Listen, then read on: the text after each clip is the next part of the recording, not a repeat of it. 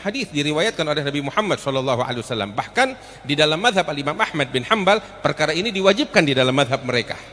Bagi yang ingin berkurban itu di dalam mazhab Imam Ahmad dilarang, tetapi di dalam mazhab Syafi'i disunnahkan. Kenapa? Sebab bagi mereka yang ingin berkurban, orang yang berkurban di hari raya itu seluruh dosanya dari tubuhnya luntur diampuni oleh Allah. Sehingga dianjurkan jangan kita potong kuku, jangan kita potong rambut, supaya kuku kita, rambut kita semuanya kebagian pengampunan dari Allah Subhanahu wa taala. Itu satu yang harus kita ingat. Bagi yang punya niat dan tekad untuk berkorban, dia jangan potong kuku, jangan potong rambut atau apapun bagian dari tubuhnya, melainkan setelah berkorban nanti, supaya semua tubuhnya kebagian pengampunan Allah Subhanahu wa taala. Itu satu. Yang kedua lagi, kita jangan pelit. Ya, ini kan pahala, udah dengar kita, bagi mereka yang berkorban seluruh dosanya diampuni oleh Allah. Nah, kita jangan pelit, nabung dari sekarang. Saya rasa yang punya keinginan beli HP mampu besok beli HP. Ya, begitu juga orang kalau punya keinginan mau berkurban, ya, beli kambing yang murah 2 juta, 2.200.000 dapat. Iya, makanya Nabi SAW wanti-wanti, sebagaimana di dalam riwayat Al-Imam Hakim fil Mustadrak, ya, Nabi SAW bilang, barang siapa man malaka malan li an yudhahi falam yudhahi fala yagrabanna musallana. Nabi SAW bilang, barang siapa yang memiliki harta untuk berudhiyah, berkurban, kemudian dia nggak mau berkurban, kata Nabi SAW, jangan dia dekat dari musola kami, kata Rasul SAW. Dekat aja dilarang. Nabi nggak mau dia masuk masjidnya, nggak mau sama yang beginian, pelit. Na'udzubillah, kan nggak enak diusir sama Nabi. Kalau diusir sama merbot, ini diusir sama Nabi Muhammad SAW. Karena itu ulama mengatakan di dalam mazhab Al-Imam Syafi'i, di dalam mazhab Al-Imam Syafi'i disunnahkan setiap rumah disunnahkan minimal setiap rumah ada kurban yang disembelih. Nah, dengan disembelihnya satu kurban untuk setiap satu rumah, gugur permintaan sunnah atas rumah tersebut. Ya, minimal satu rumah. Makanya dikatakan sunnah muakkadah di dalam mazhab Al-Imam Asy-Syafi'i. Nah, kalau kita udah tahu ini, Nabi juga nganjurin. Di dalam hadisnya Rasul SAW bilang, ma'amila adamiyun min amalin yawman nahri ahabba ilallah min iragatid dam. Seorang anak Adam tidak melakukan suatu amal ibadah yang paling disukai oleh Allah di hari raya, lebih disukai oleh Allah daripada menyembelih kurban. Itu yang paling disukai. Terus Nabi bilang, wa innaha la ta'ti yaumal qiyamah bi guruniha wa asy'ariha wa adlafiha. Itu kurban yang kita sembelih akan datang di hari kiamat menghadap kepada Allah untuk jadi saksi di hadapan kita. Lengkap, enggak kurang apapun, dengan kukunya, tanduknya, rambutnya, sempurna. Terus kurban yang kita sembelih akan mengangkat derajat kita kepada derajat yang tinggi di sisi Allah sekejap mata, yang enggak bisa dicapai dengan sholat, puasa atau ibadah yang lain. Hanya dengan ini. Sampai disebutkan, wa innad dam la yaga'u minallahi bimakana qabla an yaga'a minal ardh. Darah dari korban yang kita sembelih itu akan mengangkat pemiliknya naik ke derajat yang tinggi sekali di sisi Allah sebelum dia menyentuh tanah. Itu darah dengan cepat derajatnya naik di sisi Allah. Makanya Nabi Muhammad SAW bilang, fatayyibu biha nafsa, baguskan sembelihan kalian, gembirakan hati kalian dengan kurban yang bagus, bukan kurban yang kurus, tapi kurban yang bagus. Nabi SAW itu nyembelih kurban sebagaimana fi Sahih Muslim. Rasul SAW sebagaimana Anas bin Malik mengatakan, karena Rasulullah SAW yudhi bi kabshain. Nabi SAW berkurban dengan 2 ekor kambing yang besar-besar, putih bertanduk, cakep. Itu Nabi SAW. Sampai Anas bin Malik bilang, saya juga kayak begitu. Tiap kali berkurban dengan kambing yang besar, 2 ekor, sebagaimana dahulu Rasulullah Sallallahu Alaihi Wasallam. Nah, kemudian jika kita ingin berkurban, ada beberapa ahkamul fiqhiyah yang harus kita pelajarin. Gak cuma sekedar kita berkurban, apalagi para panitia yang ikut mengatur secara teknis di masjid-masjid atau musola-musola, harus dia fahami hukum fikih dalam berkurban. Sebab dia memikul amanat ketika masyarakat datang ke masjid menyerahkan kurbannya, harus disembelih sesuai dengan amanat dan aturan di dalam hukum fikih. Kita bicara tentang madhab Al-Imam Syafi'i, walaupun sedikit ada beberapa madhab yang lain kita akan bahas. Ini hal yang sangat penting. Pertama, waktu berkurban kapan? Waktu berkurban adalah di hari raya Idul Adha. Dan tepatnya itu kapan seseorang udah boleh berkurban? Setelah sholat Idul Adha. Setelah berlalu waktu sholat Idul Adha. Makanya disunnahkan oleh para ulama kalau sholat Idul Adha lebih awal dilaksanakan supaya orang punya waktu luas di dalam melaksanakan di dalam melaksanakan kurban. Berbeda dengan Idul Fitri. Idul Fitri dianjurkan untuk diundur sholat Idul Fitrinya. Kenapa? Sebab zakat fitrah sebelum sholat Idul Fitri. Jadi orang punya waktu luas untuk menunaikan zakat fitrah. Jelas? Nah, secara khusus kurban ya dilakukan setelah sholat Idul Adha, karena itu sholat Idul Adha lebih awal. Itu waktunya. Dan terus berlangsung dibolehkan hari raya tersebut setelah dilaksanakan berlalu waktu sholat Idul Adha sampai terbenam matahari, sampai hari tanggal 11, 12, 13. Tanggal ke-13 begitu terbenam udah nggak ada lagi yang namanya kurban, habis waktunya. Jadi hari raya tambah 3 hari tasyrik, itu waktunya. Kemudian juga di antara hal yang perlu kita perhatikan, kurban yang kita sembelih bukan ayam, bukan juga bebek. Tapi kurban yang kita sembelih adalah kambing, sapi, kerbau. Kalau ada onta di sini juga onta, cuman onta nggak ada di sini. Ya, kalaupun ada mahal banget, nggak ada kita onta. Nah, itu yang disembelih. Kemudian juga kurban yang wajib kita sembelih harus korban yang sehat. Jangan korban yang cacat yang mengurangi daging. Jadi para penjual kurban dia mesti amanat di dalam menjual hewannya. Jangan menjual kambing yang cacat atau sapi yang cacat atau yang sakit, tapi jual kurban yang sehat, sebab tidak sah di dalam berkurban melainkan dengan hewan kurban yang sehat. Itu yang harus kita ketahui.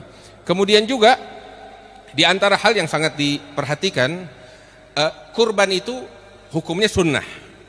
Dan kurban yang sunnah itu ya wajib setelah kita sembelih dibagikan kepada fakir miskin walaupun sedikit, selebihnya boleh kita nikmatin atau kita bagi-bagi. Tapi sedikit wajib kita bagikan kepada fakir miskin, itu kurban yang sunnah. Adapun kurban yang wajib, apa itu kurban yang wajib? Yang kita nazarkan. Saya bernazar untuk berkurban misalnya, maka kurban yang kita sembelih itu nggak boleh kita nikmatin si penyembelih ini, si pemilik. Harus wajib kita bagikan hanya kepada fakir miskin. Nah ini panitia di masjid harus pastikan itu. Kalau orang datang, ini kurban wajib apa sunnah? Kalau wajib harus dibagikan kepada fakir miskin. Tapi kalau sunnah silahkan, hatta orang kaya boleh menikmatinya. Jelas. Demikian juga kurban yang wajib itu adalah kurban yang kita sembelih atas nama orang yang udah meninggal. Nah itu wajib dibagikan kepada fakir miskin. Saya kira ini jelas. Kemudian juga di dalam pembagiannya yang harus kita perhatikan, tahu apa? Daging kurban tidak boleh diberikan kepada non muslim. Itu ingat. Sebab ini adalah jamuan Allah untuk orang-orang yang beriman. Habib, ini tetangga kita yang non muslim baik banget, bahkan dia bagi kambing bakal masjid, bagi sapi bakal masjid, kita bagi gak? Tetap nggak boleh. Habis bagaimana? Beliin daging di supermarket, kasih dia. Selesai. Dibanding kita korbanin urusan agama kita. Lakum dinukum waliyadin, kita hargain dia, kita ucapin terima kasih kepada dia, kita hormatin dia, tapi aturan agama, nggak ada kompromi. Kita mau kasih, beliin di supermarket, di pasar, kasih dia itu daging. Tapi kurban hanya boleh diberikan kepada orang-orang beriman, kepada Allah. Saya kira jelas. Terus juga di antara yang perlu diperhatikan, ya, Nabi SAW tatkala memerintahkan Sayyidina Ali bin Abi Thalib untuk mengurus hewan kurbannya. Sayyidina Ali bin Abi Thalib, beliau yang menyembelih kurbannya Nabi. Terus Sayyidina Ali bilang bahwasanya Nabi SAW berpesan kepada saya bahwasanya alla nu'ti al-jilid lil jazar, agar kami tidak memberikan kulit sebagai upah potong. Itu pesannya Nabi sebagaimana fi hadis sahih Muslim, hadis yang sahih yang diriwayatkan oleh Imam Muslim. Terus Nabi bilang, nahnu nu'ti min indina, kami akan memberikan upahnya dari kantong kami sendiri, tapi bukan dari daging. Jadi penyembelih nggak boleh kita berikan daging sebagai upah, kulit sebagai upah. Dia mau kita kasih daging boleh, mau kita kasih kepala boleh, mau kita kasih kulit boleh, tapi bukan sebagai upah. Ingat, bukan sebagai upah. Upah lain, pembagian daging, kambing, kulit sama seperti yang lainnya. Saya kira jelas. Terus ada satu hal terakhir yang juga penting adalah tentang satu ekor kambing itu atas berapa orang, satu ekor sapi atas berapa orang. Saya ingin kasih tahu, di dalam madhab al-Imam Syafi'i, di dalam madhab al-Imam Syafi'i, jadi kita mesti tahu dulu, kita punya 4 madhab, madhab Syafi'i, Maliki, Hanafi, wa Hambali.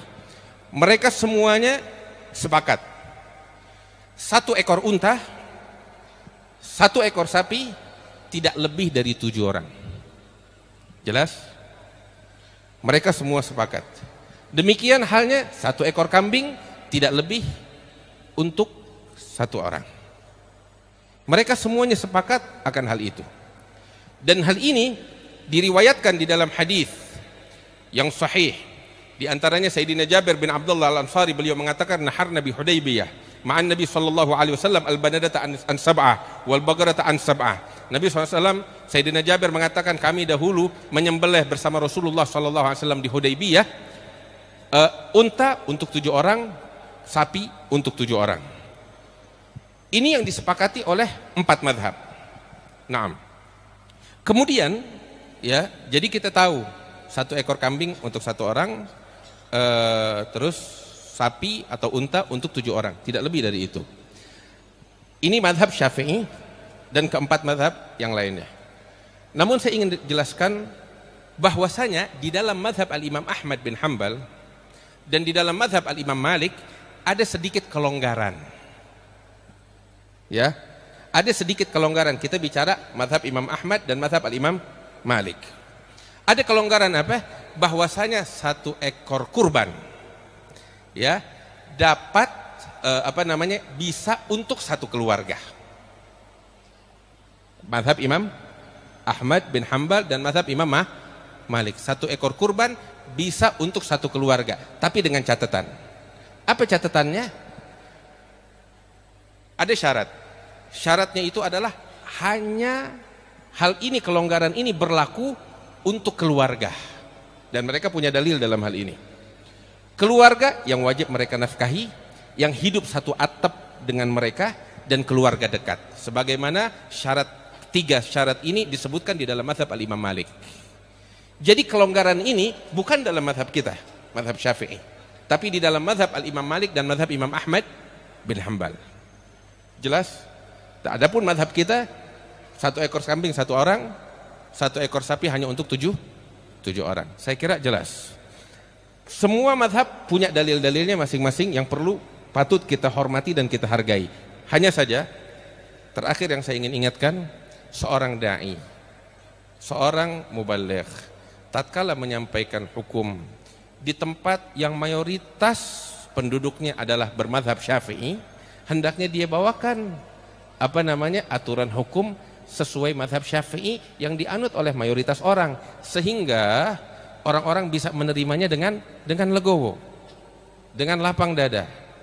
Ya, demikian halnya kalau saya datang ke tempat di sana mayoritas orangnya mazhab Imam Ahmad bin Hanbal, saya bawa mazhab Syafi'i, ribut.